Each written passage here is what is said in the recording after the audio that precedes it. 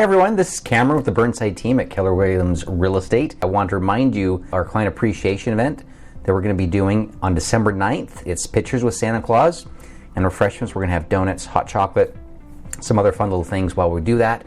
If you haven't had a chance to register, make sure you do that right away. There's going to be a link included with this email.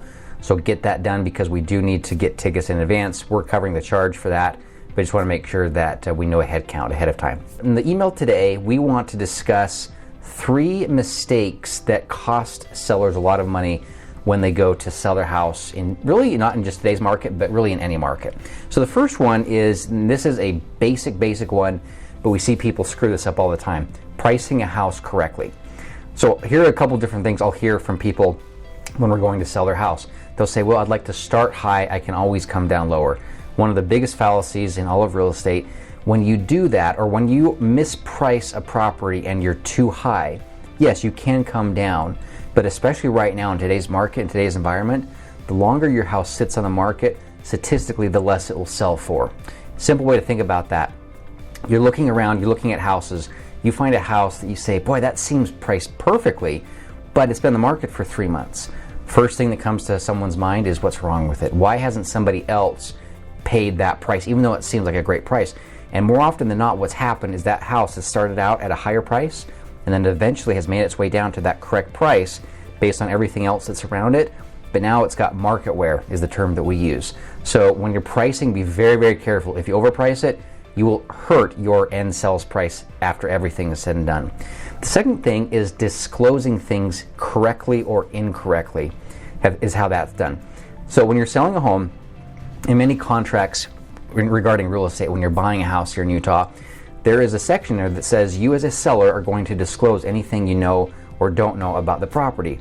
This gets a lot of people because they're not quite sure, well, what do I need to disclose? Should I disclose this thing that happened 10 years ago? Should I disclose something that a previous seller told me that happened while he or she owned it?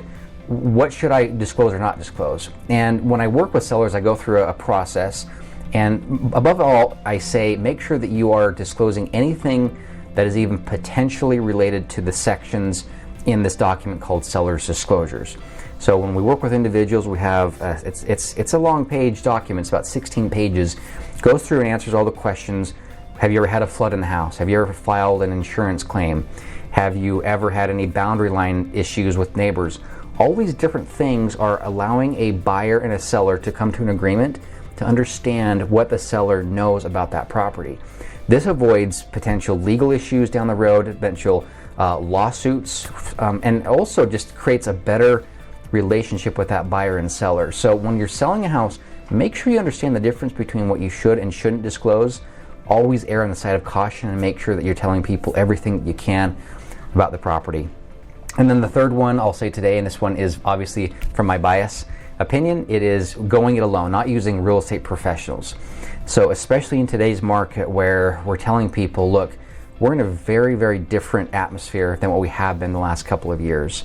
Year over year, we're about 5% down as far as our values go, and that's because of what's been happening with interest rates. Inventory has been getting a little bit higher, but we're still in a shortage. So there are more people not understanding the dynamics of our market that we've seen in a really long time.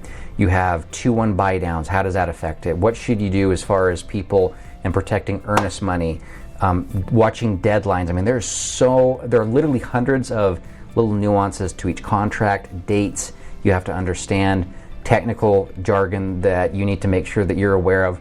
And so when people go it alone, it is really opening up the door to either leaving money on the table or making a costly mistake that's going to cost them potentially thousands or tens of thousands of dollars in the long run. So by all means, I'm not saying you can't sell a house by yourself, but I've seen more often than not, having been in the business for 20 years now, that when people do that, they're really risking something that is probably their biggest investment in their life. So if you're thinking about selling a house or a property, give me a call. Let's just talk about what options are, what that might look like, and how we might be able to help you out. So looking forward to seeing you at our client appreciation event, and if there's anything else I can do, let me know. Take care.